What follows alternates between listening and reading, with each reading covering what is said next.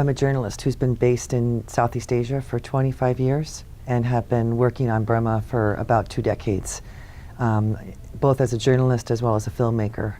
And when I was able to go into Burma itself, into Rangoon, I had the honor of working with Aung San Suu Kyi and doing many interviews with her over a period of time, and I just thought she was a truly remarkable person in the world, a world leader that had something extremely important that needed to be shared with others, and that was really the commitment to making this film.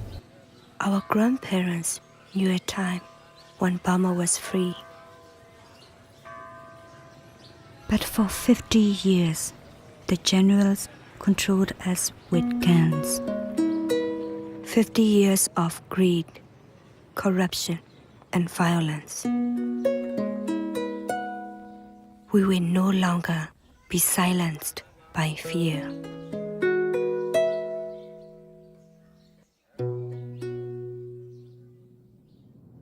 Aung San Suu Kyi has become a real icon for democracy, not only in Burma, but globally.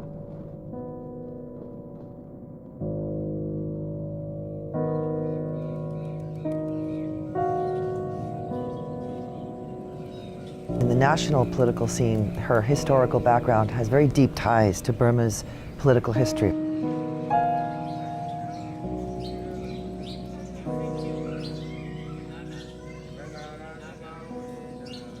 Father, General Aung San, was a revered national leader who, post-World War II, was essentially the leader of Burma.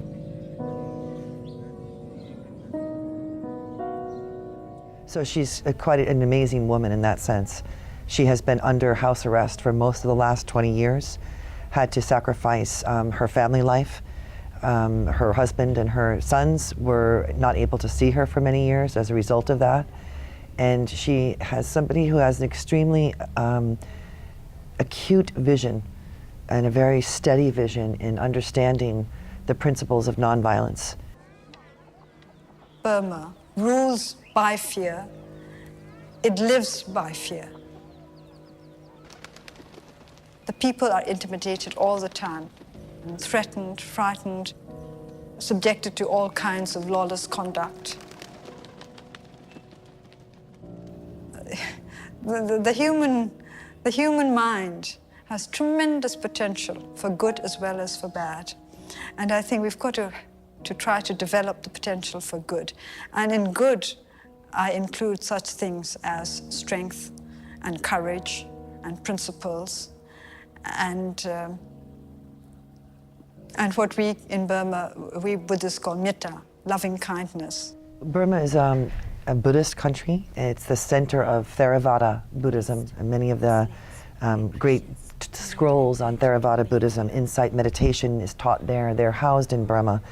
And the monks have traditionally had a very interesting role in the political landscape of the country, whereby by their own beliefs, they are not actively involved in politics. However, when the level of suffering and the level of oppression becomes so great and so unbearable, it is also in their beliefs for them to not stand by and say nothing. Follow our monks in their saffron revolution. If you want to, you have no right to hope unless you are prepared to struggle for what you want. But I do believe that justice will prevail in the end. But don't forget that justice always has to be tempered by mercy. So when your side prevails, don't be unmerciful to your opponents, because there's none of us who could do without mercy. It's taken 5 decades for this junta to exert this kind of control. It's not going to be undone in a few months or 1 year. There are going to be many steps and a long process of political reform as well as spiritual healing.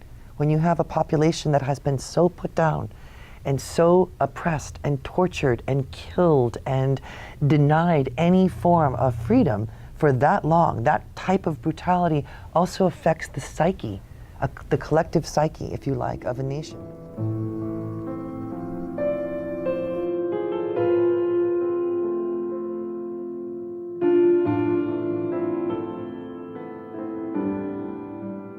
You have to draw a line somewhere. You can't take everything. You can't allow any government to go on doing what they want to do. There has to come a time when you say, that's enough. This much and no further.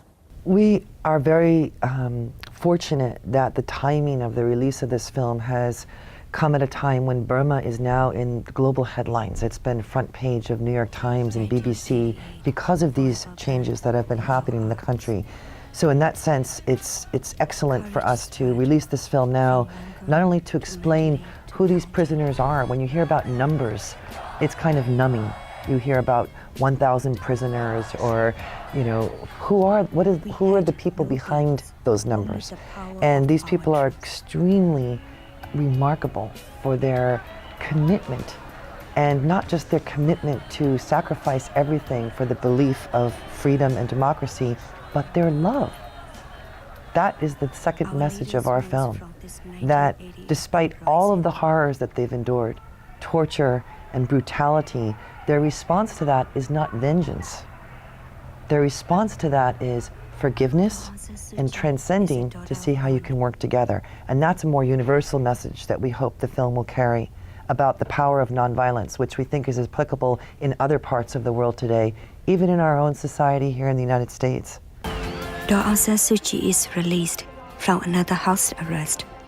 For the first time in years, she is allowed to travel outside of Rangoon.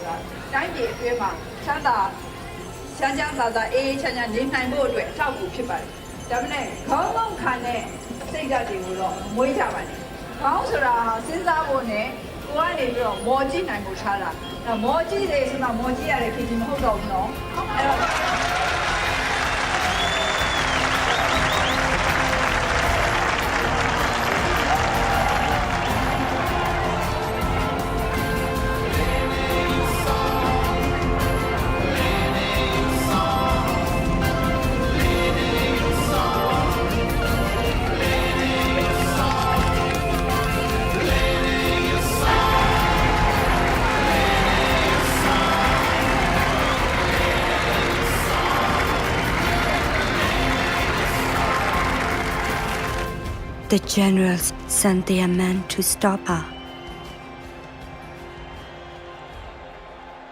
They fire shots at her car, and her supporters are beaten and killed. She is arrested again. And I had made another earlier film about Burma, and as a result of those activities, unfortunately, I was no longer welcome in the country and was deported from the country and blacklisted, as they say. I have huge regard for my Burmese colleagues who took tremendous risks and at great physical danger in recording and documenting the political events that they did in the country. Not only the more graphic scenes of the violent protests being put down, but it's very difficult for people who grew up in a place like the United States to understand what many people in the world experience outside of here.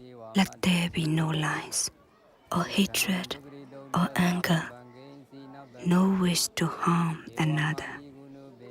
Let us cherish all others with the boundless love of a mother for her only child, sending kindness into the world, upward to the skies and downward to the depths.